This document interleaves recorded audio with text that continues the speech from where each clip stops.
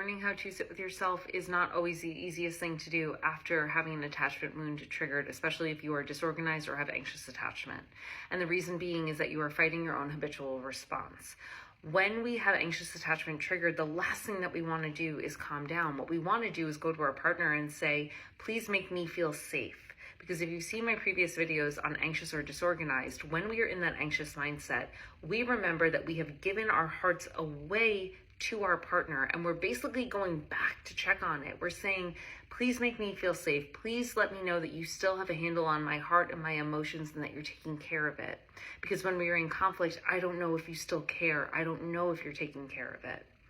The reason that sitting with yourself becomes so important is that learning how to regulate your own nervous system, learning how to fight through that initial anxious thought, that initial anxious kind of fight or flight response, is how we begin reteaching the body and the mind to come back into harmony with themselves. It's how we recreate safety within our own physical being, and we don't seek safety from someone else. This becomes incredibly important as we deal with conflicts not only in romantic relationships, but also conflicts with friends or family members.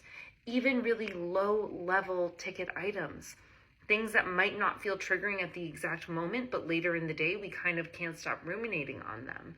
If we've messed up at work, if we said the wrong thing, if we put our foot in our mouth, like any of those things where we're kind of like, oh my God, I can't let this go.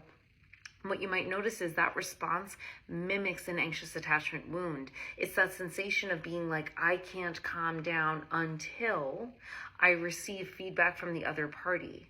But instead of waiting for feedback from the other party and having to rely on the interpersonal dynamic to bring us back into harmony, learning how to regulate our own nervous systems, whether that is through deep breathing, taking a walk, or simply just sitting with yourself, you might notice that you work through the challenges and through the anxious presentation a lot more quickly and a lot more thoughtfully.